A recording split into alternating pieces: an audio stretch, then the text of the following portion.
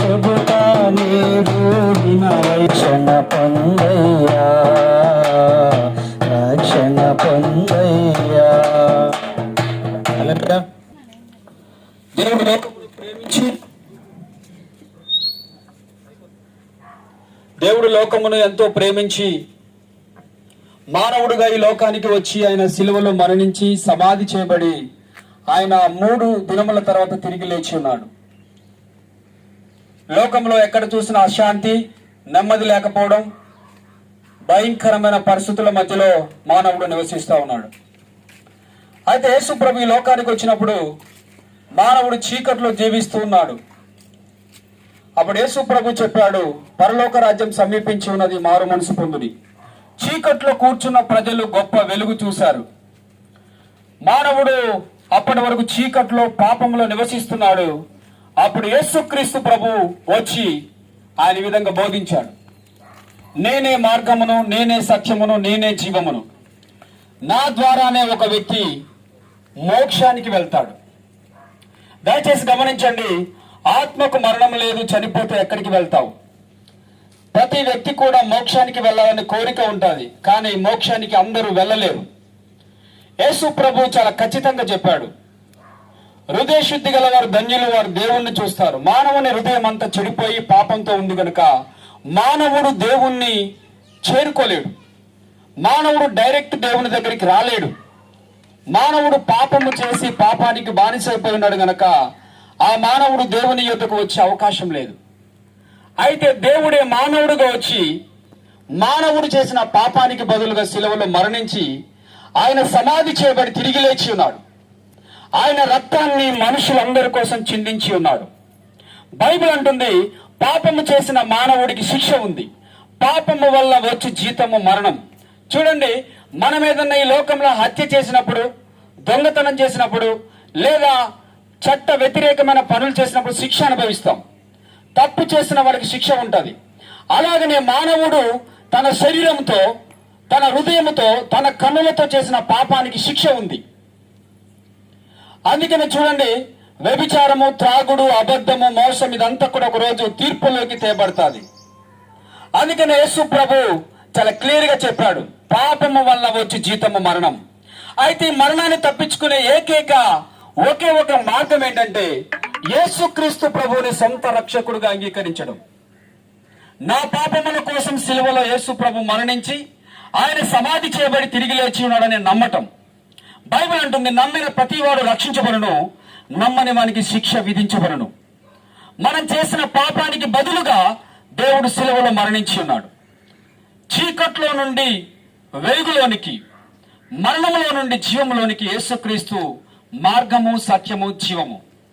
ఈరోజు చాలా మంది వీధుల్లో నెమ్మది లేని వారు ఉండొచ్చు, ఈ వీధుల్లో త్రాగుడుకు బానిసైన వాళ్ళు ఉండొచ్చు, ఈ వీధుల్లో మేబీ ఈ ప్రదేశంలో అయిండొచ్చు. ఈ మాటలు వింటున్న వాళ్ళు ఎవరైనా వ్యభిచారానికి బానిసలైన వాళ్ళు ఉండొచ్చు.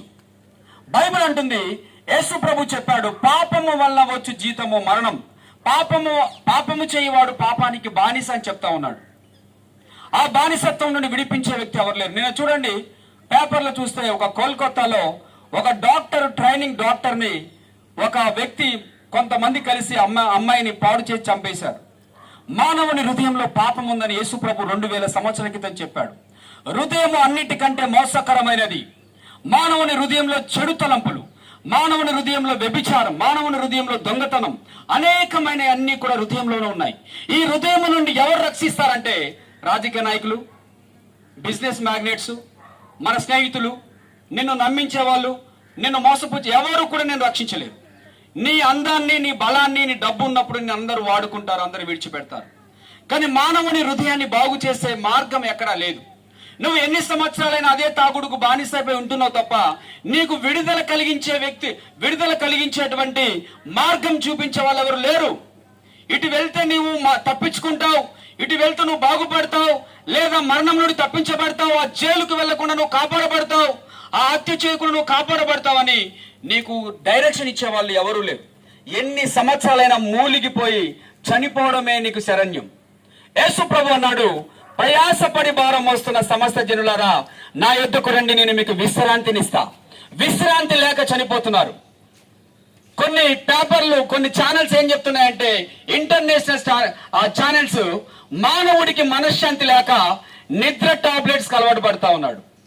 మనశ్శాంతి ఎక్కడికి వెళ్ళినా దొరకట్లేదు. బార్ షాపులకు వెళ్తున్నారు, డ్రగ్ అడిక్ట్స్ అవుతున్నారు, గంజాయి తెచ్చుకుంటున్నారు, చచ్చిపోయిన వెముకల్ని నూరుకొని నోట్లో పెట్టుకుంటున్నారు. అయినా కూడా మానవుడికి ఇంకా తృప్తి చెందట్లేదు. ఇంకా పాపము నుండి, ఆ పాపము ఇంకా చేయాలని కోరిక పుడతాం తప్ప ఆ పాపము నుండి బయటికి రాలేకపోతున్నాడు.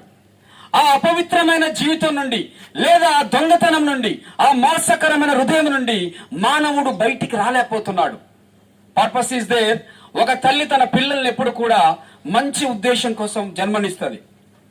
ఏ తల్లి కూడా కొడుకులు దొంగలు, వ్యభిచారులు, త్రాగుబోతులు అవ్వాలని జన్మనిచ్చే వాళ్ళు ఈ భూమి మీద ఎవరు లేరు. అయితే దేవుడు కూడా మంచి ఉద్దేశం కొరకే మానవును సృష్టించాడు. కానీ మానవుడు చెడిపోయి పతనమైపోయాడు. ఈ పతనమైపోయిన మనిషిని బాగు చేయడం డాక్టర్ వల్ల కాదు, యాక్టర్ వల్ల కాదు, ఏ ఇంజనీర్ వల్ల కాదు, ఏ బంధువు వల్ల కాదు, ఏ స్నేహితుడు వల్ల కాదు, ఎవరి వల్ల కాదు. యేసు మాత్రమే రక్షించగలడు. ఎందుకంటే నేను కూడా ఒకప్పుడు బార్ షాపుల దగ్గరే ఉన్నాను. నేను ఎన్నో సంవత్సరాల స్నేహితుల్ని వెంబడించాను, పార్టీల్లో పనిచేశాను, మనుషుల్ని నమ్మి మోసపోయాను. ఎవరు నా జీవితాన్ని మార్చలేకపోయారు. యేసు ప్రభు నిజంగా మనిషిని మార్చగలడు. ఆయనకు ఆ శక్తి ఉంది. ఎందుకంటే యేసు ప్రభు వీధుల్లో వెళుతుంటే బందిపోటు దొంగలు కలిశారు. ఆయన అడిగారు, ప్రభువా మేము ఎలా మారాలి? ఈ లోకమంతా మమ్మల్ని వెలేసింది, మనుషులు ఎవరు మమ్మల్ని దగ్గరికి రానివ్వట్లేదు. మేము చేసిన ఘోరమైన తప్పులకు మమ్మల్ని వెలేశారు, మా బంధువులు కూడా. అప్పుడు యేసు ప్రభు వాళ్ళని చేర్చుకొని వాళ్ళకు బోధించాడు. I am the way, the truth and the life. నేనే మార్గము, సత్యము, జీవము. ఏ తల్లి విడిచినా, తండ్రి విడిచినా, నువ్వు చేసిన తప్పులకు మనుషులు వెలివేసి ఉరి శిక్షకు నువ్వు పాత్రుడు అని చెప్పినా కూడా ఎక్కడ నీకు ఓపు లేకపోవచ్చు, కానీ యేసు ప్రభు దగ్గర మాత్రం ఆశ్రయం ఉంది. యేసు ప్రభు వీధుల్లో వెళుతుంటే ఎంతో మంది వ్యభిచారులు కలుసుకున్నారు. ఆ వ్యభిచారాన్ని చూసినప్పుడు మనుషులు అసహించుకున్నారు. ఇది వ్యభిచారి అని చెప్పారు. యేసు ప్రభు అన్నాడు, అమ్మాని పిలిచాడామని మార్గాన్ని చూపించి జీవితాన్ని మార్చాడు. హల్లెలూయా. కనుక ఈ సాయంకాల సమయంలో దేవుడు నీ జీవితాన్ని మార్చాలని కోరుకుంటా ఉన్నాడు. ఎన్ని సంవత్సరాల పతనమైపోతావు ఆర్ష్ మెంటాలిటీతో, కోపముతో, ద్వేషముతో, ఇంకా జీవితాన్ని పోడు చేసుకొని, భర్తకు తెలియకుండా భార్య, భార్యకు తెలియకుండా భర్త, అక్రమ జీవితాలు కలిగి ఉంటావు. ఒక్కసారి ఆలోచించు. హృదయాన్ని తెరువు. బైబిల్ అంటుంది, హృదయం అనే తలుపుని నిలబడి తట్టించున్నాడు దేవుడు. ఎవరు స్వరము విని తీస్తారో వాళ్ళ జీవితాన్ని దేవుడు మారుస్తాడు. ఈరోజు నీకు మారాలని కోరిక ఉంటే దేవుడు నీ జీవితాన్ని మార్చడానికి ఆయన సిద్ధంగా ఉన్నాడు. అయితే చాలా మంది జీవితంలో యేసు ప్రభు వెళుతున్నప్పుడు అడిగారు, అయ్యా మా పరిస్థితి ఏంటి? మేము దొంగలుగానే మిగిలిపోతామా? మేము త్రాగుబోతులుగానే మిగిలిపోతామా? మాకు వేరే మార్గం లేదా? వేరే నెక్స్ట్ మాకు ఏమైనా హోప్ లేదా? మేము బ్రతకాలనే ఆశ ఉంది, మరి ఎలా మాకనంటే యేసు ప్రభు అన్నాడు, నేనే మార్గం. ఎందుకంటే ఈ లోకంలో త్రాగుడు, వ్యభిచారం, అబద్ధాలు, పేకాట, జూదం, ఆన్లైన్ గేమ్స్, ఆ బెట్టింగ్స్, పనికిరాని వ్యర్థంగా సంపాదించడానికి ఎన్నో మార్గాలు ఉన్నాయి.